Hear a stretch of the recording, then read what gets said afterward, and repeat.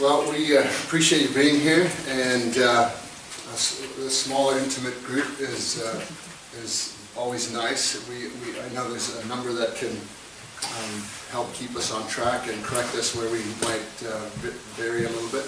So we're going to talk about some things that aren't so often spoken of in the church, or if it is, it's maybe sometimes not exactly aligned with the doctrine. It's often people's opinions, and we're going to talk about this truth: they twain shall be one, and that's found in Genesis when Adam and Eve were getting some instruction, and Christ talked about this same doctrine in the New Testament in Matthew. And so we're going to talk a little bit about that. Let's try to understand the doctrine a little bit, and then the words of our modern prophets as well to help us understand this really critical topic and often sensitive topic. So, let's see. I made him, he likes to not use notes, but it's such a sensitive topic. I made him write down notes and pretty much follow it, so that you're not looking for the right words off the top of your head, and that could be dangerous. So becoming one in marriage involves being one in heart, being one in mind, being one in soul. It involves being one in your goals and in your aspirations. And sexual intimacy is an aspect of oneness, only one part of it, but it helps a couple develop the full completeness. I know I've said to Strantz many times that when we're separated, even when I go to work in the morning, you know, I just feel like I've left half of me behind somewhere. And then when I'm driving home down a long driveway, at the end of the day, knowing he's already at home, I start to relax, because I understand that soon I'll be complete again. And so that's the kind of oneness that we're looking for. We know of the great good, all of us, I hope, know of the great good that comes from appropriate intimacy in marriage. We know of the joy and the unity that can come to a married couple when they nurture this part of their relationship. We're going to use some of our prophets from my day to understand this topic. And I actually wrote quite a bit about it. Our prophets from the 70s and 80s. And as I was reviewing some of these comments and statements from our leaders, I remember my mom, who grew up in Tonga, who never spoke about physical intimacy. And we were at I think a ward activity, and I believe someone asked her about, I didn't hear exactly what they asked, but I knew what they asked, and it was about what are you going to do to teach your children about the birds and the bees? And her response was, and I'll never forget it, she said, they'll just find out from their friends. Yeah. And I did find out from my friends. It wasn't a pleasant experience. It's a bit of a shocking experience, to be honest, and it would have just been so much better coming from my parents. But you know, they didn't have that advantage when they were growing up. Their parents didn't teach them, and the leaders didn't reach out to help them understand either. And so I became a little bit of a product of their uneducated parenting in that aspect. And so we want to share some things, and then we'll bring it a few years ago, and then we'll bring it back to current data. So President Kimball, he quoted in 1974 Billy Graham, and this is what he said: "The Bible celebrates sex in its proper use, presenting it as God created, God ordained, God blessed. It makes plain that God himself implanted the physical magnetism between the sexes for two reasons: for the propagation of the human race and for the expression of that kind of love between man and woman that makes for true oneness. His commandment to the first man and woman to be one flesh was as important as his command to be fruitful and multiply." And I think that's a really interesting statement from from Billy Graham, who was a religious leader in America. And President Kimball quoted him. It was in the Ensign in 1974. And I found it interesting because I I understood the doctrine of multiply and replenish the earth. And no one really explained to me what that first part of the commandment, or the first part of the commandment was as well. To be one flesh, what that really meant. And so today we're gonna talk a little bit about that and hopefully get a little bit more educated. So this is President Kimball, 1974. In 2019, Sister Wendy Nelson presented at a BYU devotional. And we just have a little clip from her. It's about 4 minutes. As an important part of the expression of their love, the Lord wants a husband and wife to partake of the wonders and joys of marital intimacy. Marital intimacy is ordained by God. It is commanded and commended by Him because it draws a husband and wife closer together and closer to the Lord. True marital intimacy involves the whole soul of each spouse. It is the uniting of the body and the spirit of the husband with the body and the spirit of his wife. That soulful union represents just how united a husband and wife are in all areas of their lives. They work together as partners. They pray, play, struggle, grow, and enjoy life together. They sacrifice for each other and encourage each other to be all they were born to be. My dear brothers and sisters, marital intimacy is sacred. In fact, a husband and wife can be drawn closer to God when joined in true marital intimacy. So, how can you prepare for such intimacy? You will need to live righteously, so the Spirit can be the companion to you and your spouse. This leads to truth number 4. For true marital intimacy, the Holy Ghost needs to be involved. It is simply not possible to have the kind of intimate experiences outside of marriage that you can have within because the Spirit will not be present. Elder Parley P. Pratt taught that the Holy Ghost has the ability to increase, enlarge, expand, and purify all the natural passions and affections. Just imagine, He can purify your feelings. Therefore, anything that invites the Spirit into your life and into the life of your spouse and your marriage will increase your ability to experience marital intimacy. It really is as simple and as profound as that. On the other hand, anything that offends the Spirit will decrease your ability to be one with your spouse. Things such as anger, lust, unforgiveness, contention, immorality, and unrepented sin will reduce your attempt for marital intimacy to be something that's nothing more than a sexual experience.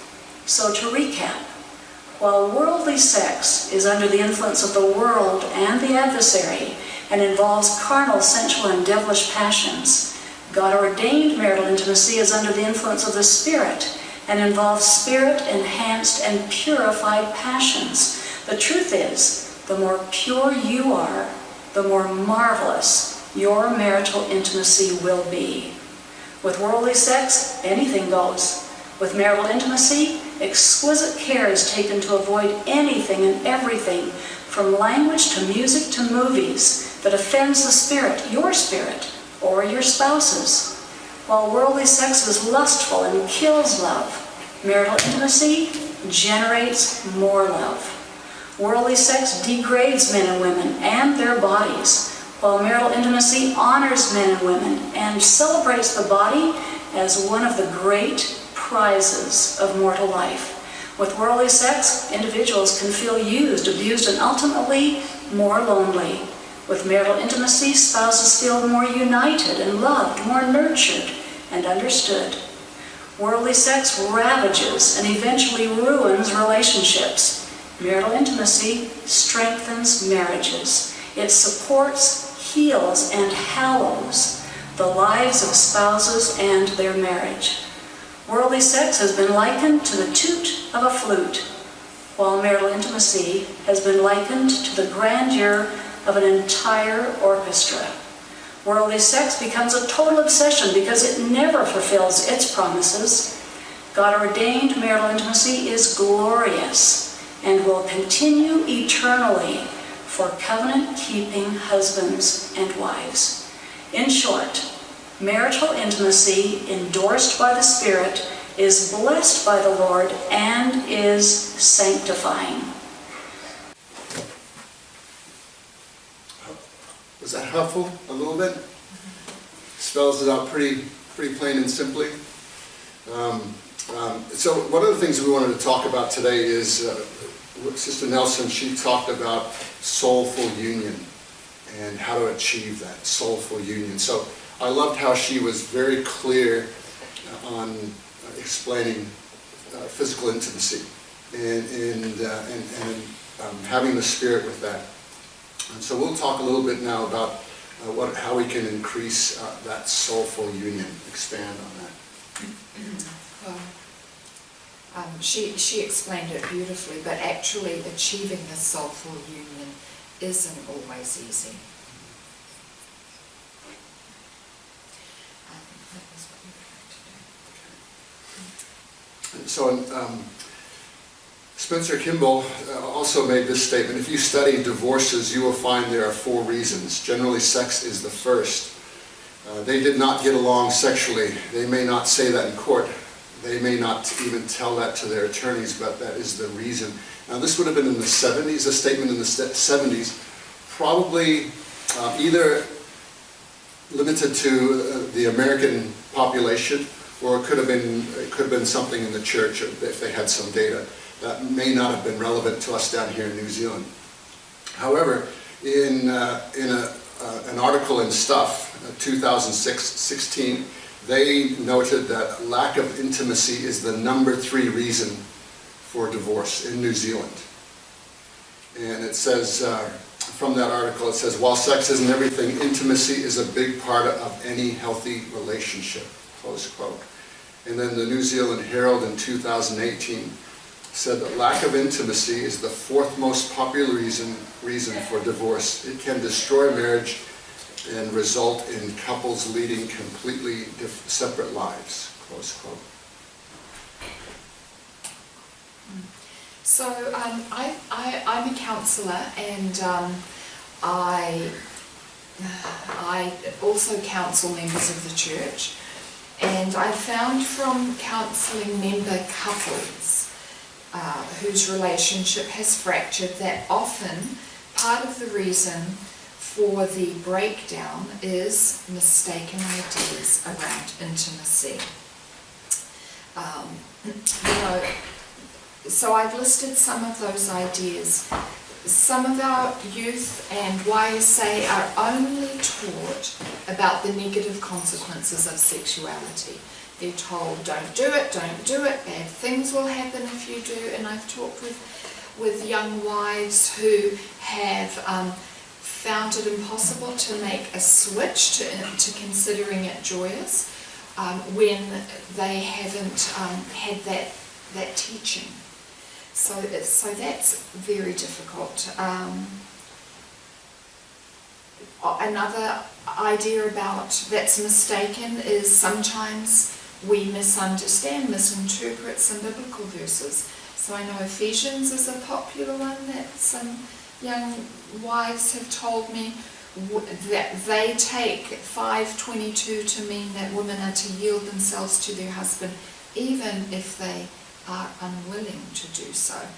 And then of course other places in the Bible, they really internalize that sex is only for procreation.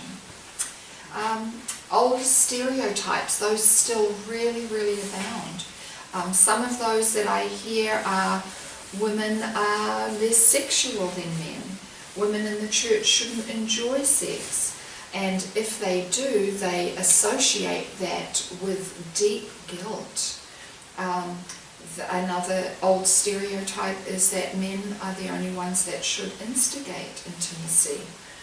And then this last bullet point, this is so insidious in the lives of our women, from our youth through YSA to all the way through to even older women.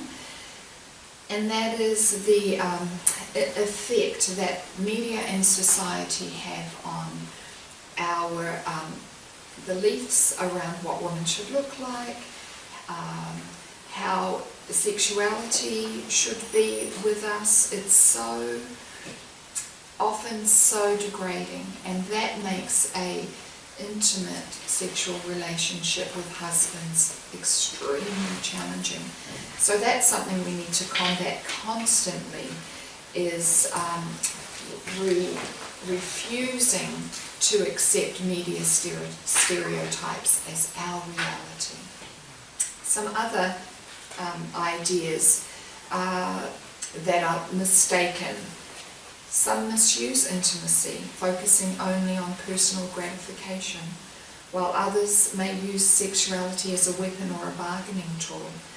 Using sex as a weapon or a bargaining tool is something that is often brought up in couple counselling, and it can be quite devastating. Brent Barlow published an article in 1986 in the Enzyme. So I really like this quote. I'll read it to you. I believe few wives realise the power they have to help keep their husbands near them physically, emotionally, and even spiritually. On the other hand, I also believe few wives sense the degree of frustration and alienation husbands feel when a wife ignores his needs and interests. So I know this to be extremely problematic in a relationship. However, I couldn't find another quote that kind of mirrored Brent Barlow's quote, but from a woman's perspective. So this is me quoting me, kind of trying to follow along the same lines of Brent Barlow's quote. But this I know to be true, that I believe few husbands realise the power they have to help their wives feel beautiful, powerful, and joyful on a physical, emotional, and spiritual level when they honour her sexuality. On the other hand, I also believe few husbands sense the degree of abandonment and unworthiness a wife may feel when her husband ignores her needs and her interests. Okay, so we are presenting, but we're happy to hear any of your comments, your ideas, or thoughts. And so if just put your hand up and make a comment. Interrupt us. Yes. Yeah, absolutely. Okay. All right. So we're going to talk a little bit about how we can increase the levels of our relationship, or talking about increasing in oneness with each other. Yeah, given that it doesn't necessarily come naturally. So, Jenny. So when we listened to the Wendy Nelson's talk, I felt the Spirit, and I thought, that's really wonderful. And I've read that before, I've listened to it before, and I feel the Spirit every time. Yes. But I really admire her courage in getting up and saying it, because I know that she took a lot of flack for that. There was like a lot of mocking of her words. Oh, but when I heard that again today, it was confirmed to me again that what she has said is true. That those are true principles that she's sharing. Yes, absolutely. Is it Aunt Wendy's... Was that the 5 things she talks five about? tips of Yeah, Is that exactly. central? Or? Yeah, Yeah. yeah. For a BYU talk? Yeah. Yeah. Yes. Back when you were talking about before, what's a bargaining tool? So, I've come across in the counselling I've done with some young couples that sometimes it can be either or, women or men, will withhold sex because they're not happy with their husband or wife. Or they'll say, if you do this, then we can have sex. So in that context, that's what bargaining tool means. Does that make sense? Thank you. So one of the things that we believe is really important is for us to learn, all of us to learn what the truths are, what the doctrines are, what's in the handbook, what our leaders talk about, and then to teach those correct principles to our young people. Because as Jenny pointed out, there's still many of us who don't understand, which is partially some of the motivation for mocking and making fun of such a sensitive topic. And so this is what the handbook says, and now everyone can get the handbook. So when Vicki and I were first married, our bishop, we had just moved into a new ward, and we had an interview with our bishop, and he was very frank and spoke to us about some physical intimacy issues, and to be honest, it was pretty shocking. And there was some things, I mean, I understood and we loved our bishop, but there are some things that he said that I found it hard to believe that was in the handbook or that was doctrine. And it was nowhere in the scriptures, of course. And then about 12 years later, I got my hold of a handbook, and it was not to be found anywhere. But for 12 years, I was asking myself, is this right? There was confusion was sown in our early relationship and marriage, because even the good intentions of a great leader kind of sowed that into our relationship, which is unfortunate. So being educated is really important so that we can educate others, so that they don't come across any elements of confusion in their lives. And so this is what the handbook says about it. Physical intimacy between husband and woman is intended to be beautiful and sacred. It is ordained of God for the creation of children and for the expression of love between husband and wife. That's under the fidelity and marriage section. Pretty clear, and that's in the handbook. And then, yeah, and I'm just thinking when we're teaching our children and our young adults about saving sex for marriage, do we use the words beautiful and sacred? Do we explain that yes, while you cannot do it before marriage, that sexual relationships, intimacy are intended to be the expression of love between husband and wife? So it's in the handbook. Let's use the language. We're good at teaching the consequences of sin. If we put that on the scales, are we teaching as much the beauty of the covenant and what that means in a physical sense? I guess I can really attest to the fact that when my parents talked to me about this topic, when they use the words beautiful and sacred, those are the two words that kind of have stuck up to me as associating with what they taught me about the topic, because and that's the only really thing that's stayed with me for this whole time. Those two specific phrases. I think it's lovely to have been left with an impression of. Beautiful. Thank you for sharing that. And in 1952, President David O. McKay made this statement: "Let us instruct young people who come to us, first young men throughout the church, to know that a woman should be queen of her own body.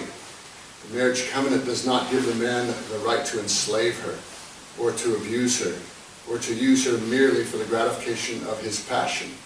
Your marriage ceremony does not give you that right." Close quote. It's very instructional. My son our son I should say, was recently called into the bishopric, and I made a suggestion. I said, you might consider every week, whether it's personally or in your bishopric meeting, to take a part of the handbook. Look up a topic that is interesting to you, study it, and share it. I said, you need to know what's in the handbook for you to give counsel as a leader. Otherwise, you're giving your own thoughts and opinions. And the Spirit will work a whole lot better once you understand what His alignments are and truths are. Anyway, tenderness and respect leads to oneness. And so, President Howard W. Hunter in 1994 said that tenderness and respect, never selfishness, must be the guiding principles in the intimate relationship between husband and wife. Each spouse must be considerate and sensitive to others' needs and desires.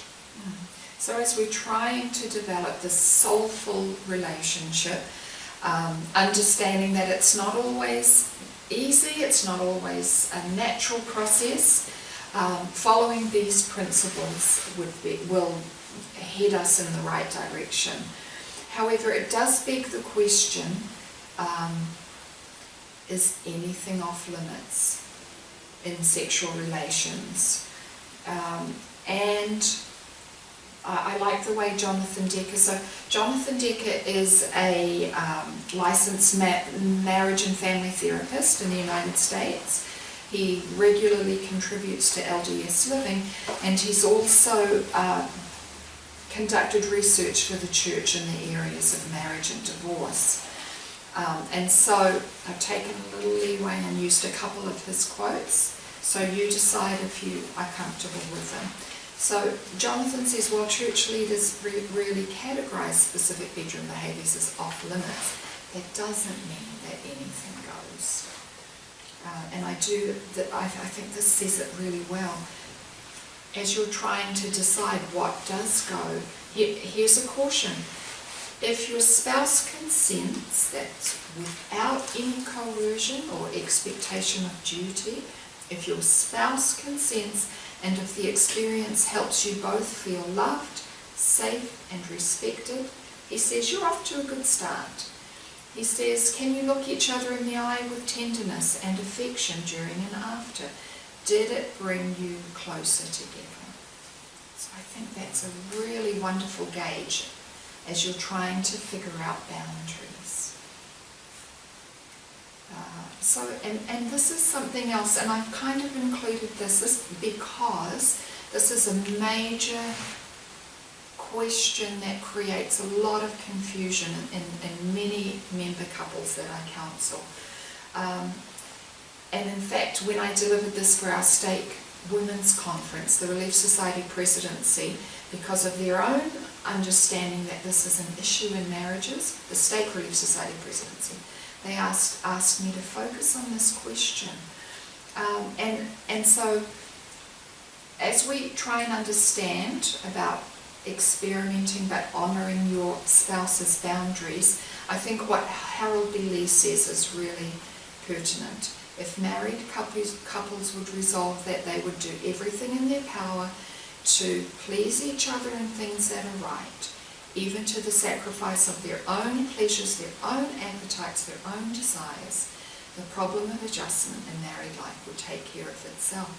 And I think this statement also relates to that aspect of oneness that we're talking about, sexual intimacy. So if let's see, I'll say it exactly. If married couples would sacrifice their own appetites, their own desires, because sometimes it is a sacrifice of self that is required to develop that level of oneness.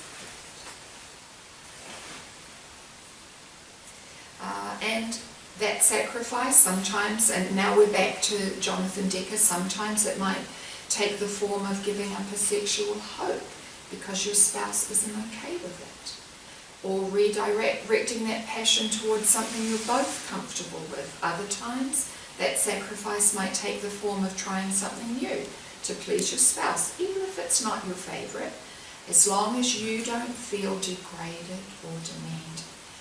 It's okay to try new things, but then it's also okay to decide, well, we're not going to do that again. So we're, just before we wrap it up on our presentation, any questions, comments? Anyone want to add something to what we've been talking about? Sister Roberts? Well, I would just say that it's really important when you first get married to realise where you've both come from in your backgrounds and take that into account. And when you've got a young man up there who says, well, my parents use those words, beautiful and sacred, that's great. But maybe his wife has come from somewhere where it was really a different end of the scale, and there's been abuse in her life or something. And so recognising where you've both come from and recognising that you don't have to follow past patterns, and you now become together as one and create your own family unit, then you work out as a couple what you want that to be. And I think that that's really important, that we all come into a relationship with different aspects, and we need to start our journey together and know where we're going together. Absolutely.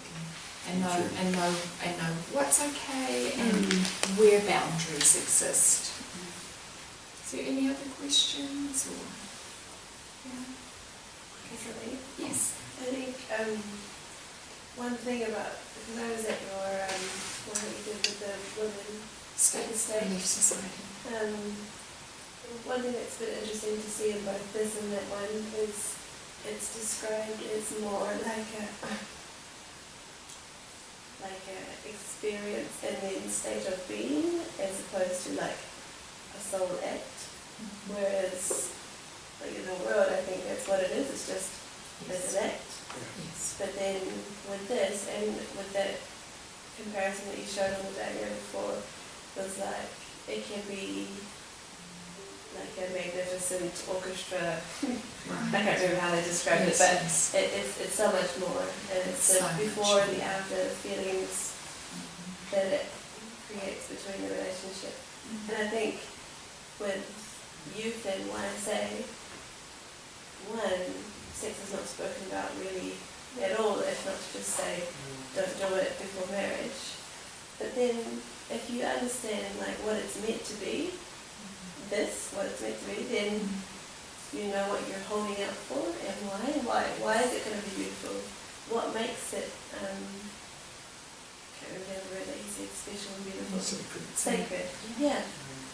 What is it about saving to after marriage that sanctified? What is that feeling? Because really it's just, there is no description. Yeah. It's so good. Like the world would have us think that that sex, the act of sex, is kind of that's the goal, and that's in and of itself. But we see it as a way of helping pull a couple together and towards complete oneness.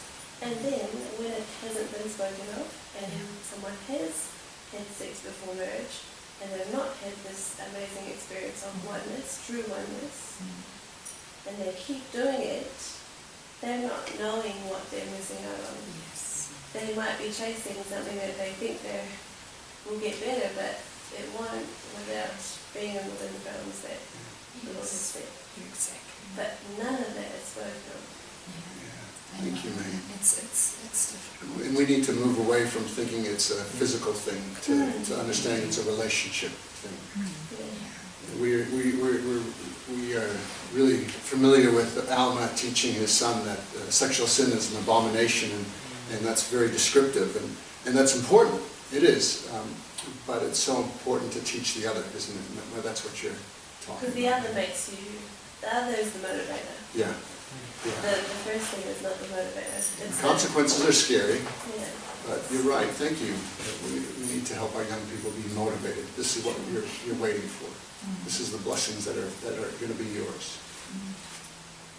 Tiffany? Go ahead. Well, I was just thinking of how it's good to, as has been said, focus on the beautiful and sacred aspects of this topic, and in a way that almost, say in a situation where parents who can't send their children on this, it would almost be a good way of countering or I think countering is the best word. Countering what they hear at school and amongst their peers and all that. Because I think it's very easy for young people to be caught up in all that quite dirty talk or that kind of thing, with regards to this topic. But it's just really good for it to be countered by a real positive and affirming. It actually has to be, because the bulk of my practice is within a high school, and so I know the messaging that's in a high school. And if you think your kids can sort out between, truth and error, If your voice isn't in there and no one else's voice is in there, how can they? Especially when the negative messaging they're hearing is so insidious and it's so repetitive. So it must be counted. We must speak the truth.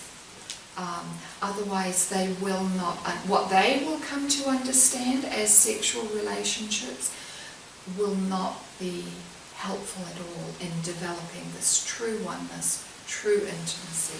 They will struggle, to be honest. I was just thinking about when my wife and I got married, we talked about how many children we wanted to have.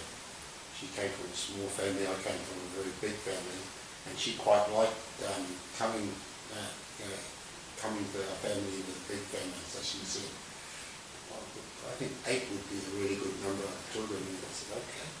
So we had the first one, and he was a real handful. And so she said, maybe 7. We'll have 7. And then the next one came along, and he was a handful as well. And so she said, well, maybe let's compromise down to 6, and it kept dropping down. And along the way, we had 2 children that went through a large part of the pregnancy, but ended up miscarrying. And for us, that was an interesting experience to try and understand what happens to that child. At what point is the conception of that child in terms of the intimacy, and now it is actually a living spirit. And going through that whole journey of exploring that and trying to come to some understanding really helped us to kind of get more completeness around the idea of what was happening to our family, how it was changing over all those years, and having children that were born and we go through the full process of raising them versus children that they were significantly along the way and then had the miscarriage. And in our culture we had a very, very good experience where the placenta became a very, very important part of bringing completeness to the whole process of having that child, and being able to bury it in a place which was a happy place, a place in our own yard that we could be reminded of what was going to grow from there. We put a special tree on top of it that we grew as part of that. And so I think there's a whole lot of issues around this thing that help you to start to understand you've got to go back to some very, very important spiritual principles, because you can become very disorientated by firstly your kind of wishes and desires of what your family's going to look like, numbers wise, and male and female. They never obviously work out the way you kind of may envision it at the beginning. And so just going through that whole journey was a very interesting way of bringing my wife and I much closer to one another, as we mourned the ones that we had to bury at a very young age, and just look forward with an expectation that one day we would see that child again, and understand that part of it. So, yeah. That's interesting, Moses, because sometimes those kinds of trauma can actually drive a wedge between you. They don't always draw you together. Yeah. And it was because you relied on gospel principles that you were able to both be one in your journey through that experience. And I think this as well, this topic of intimacy in marriage is the same. We come, like was mentioned, with different experience, different ideas, different knowledges.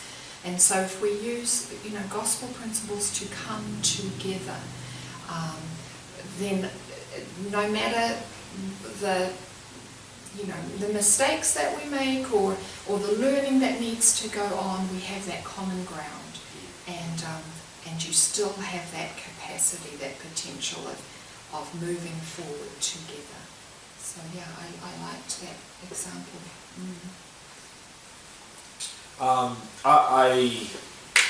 not married, so I've never participated in these activities. So for me, I don't know. So, one thing that I've taken from this so far is to focus on the positive reinforcement rather than the negative reinforcement. The first thing that comes to mind is, when you're a kid and your mom says, eat your carrots or she's going to go blind and you're going to die. There's this negative reinforcement, so I'm eating carrots because I'm just like, I just don't want to die. I don't want to die and be blind. It's crazy. Whereas we should be focusing on, eat your carrots so you can be really healthy, and you're strong, you can be happy. And that would actually make me want to eat my carrots too. So focus on the positive reinforcement when I'm teaching the youth or when I have my own children, to focus on that positive reinforcement. Right, yes, not be afraid to mention positives. That's not going to race it. You've heard from some of our wives say, that's not going to create this desire to race towards a thing because you're emphasizing the positives and perhaps de-emphasizing the negatives. But that's the fear we often carry as leaders and parents.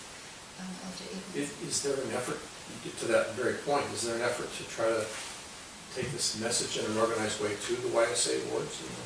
Has it ever been talked about? I don't know that there's an institute class, is there? I think there's been certain teachers within institute that have taught aspects of this well, but they're not consistent. I think the Montforts taught it. Sister Watson is a great example. She'll just say The it. Higgins, they were great. We're As a blessed whole, with though, her. No, but as a consistent class or teaching, no, there's no no. And it usually starts at the home anyways. And it doesn't. And it doesn't. Except it's not Yeah. for the most part. Yes, that's right. So in our school, I'll often have members of our church parents call and say, I don't want our child to participate in that sexual education program.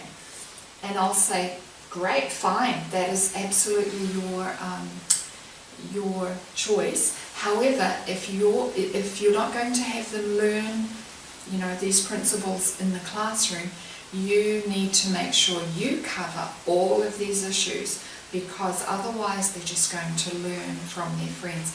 And some parents, they can't talk about same-sex marriage, they can't talk about LGBTQ plus issues, they can't talk about lots of these kinds of topics. And so I just feel like we need to get better at that. We need to have these conversations with youth, with YSA. We need to not be afraid, because really, if it's not our voice, then you know that thousands and thousands of other voices they will be subjected to. I think one other thing is, while we focus on the good, the positive reinforcement, it's just good to know what is the boundaries and what are. So, for example, I'm doing some family history stuff with my aunties and family anyway, and what has come up is that there's been a lot of taking advantage of, shall we say, and my aunties in my family have not known what is happening, and I think, oh, it's crazy that you wouldn't know, but it's a real thing, and maybe for some people their experience is not to be fully taken basically right, but it might be, I don't know if what this person who may have more experience than I have in these realms, I don't know if what they're doing with me is appropriate or not. And I've had these conversations with you, what I say, and then with full-grown people, You're so right, man. So there's the safety read. The issue of safety is very compelling in making sure we have these discussions, open, frank discussions. And even as simple as, I think at FSY, and to be fair, I remember, I think it was you or maybe Davey, but they have this funny song, it's like, stop, don't touch me there, this is my no-go square. I'm not going to say it properly, but it's funny, but I'm singing that with my nephew now because he thinks it's hilarious, but also yes, we're watching a lot of Michael Jackson movies video clips and he likes certain moves that Michael Jackson does. Right. And he just has to be careful because he touches everything. Yeah. You know, he's only 5. Yes, I completely agree. And they're getting exposed to this dialogue and this, these conversations at such an early age.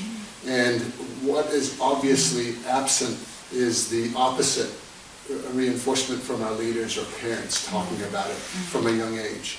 And so they're getting so influenced from that, and which is skewing their perceptions. They can't help but be influenced. Yeah, of course, that's the world they live in. Yes. And you know, for a lot of years, and President Armstrong might comment to this, but I know in some areas, leaders were asked to be careful of how they spoke about things so that they wouldn't step over the boundaries, so that young people would be want to experiment. And to be honest, that actually led to not speaking about it at all.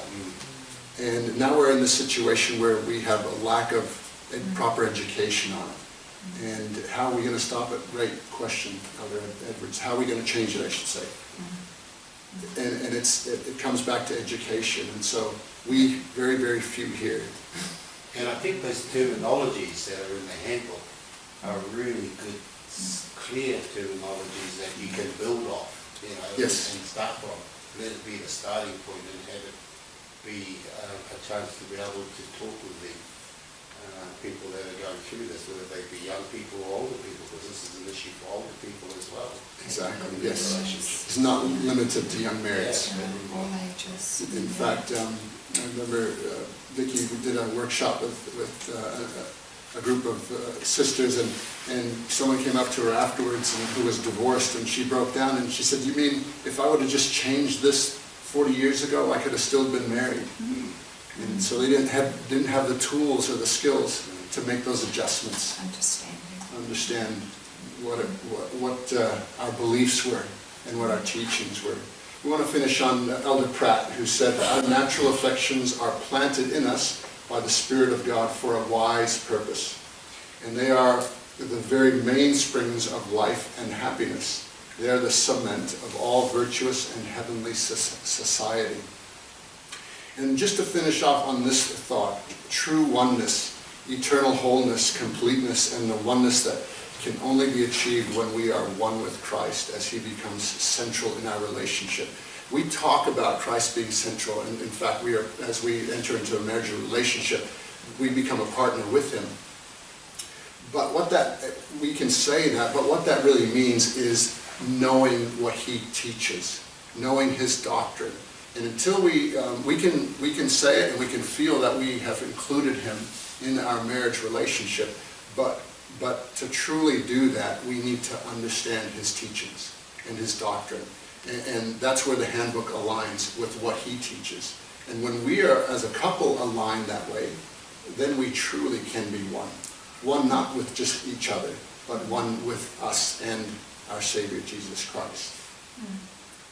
I agree. I'm just looking because I love the picture, and can you put that one over? And this image too of elderly couples. We think young love is the best love, the only love. But these pictures show me that if we work on oneness throughout our lifetime, and our sexual relationship with our husband or wife is part of creating that oneness, then this is the eternal relationship we can look forward to. What a reward is that? Eh? So we say those things in the name of Jesus Christ. Amen. Amen. I just want to thank Vicki and Strantz so much. That was really well presented to us.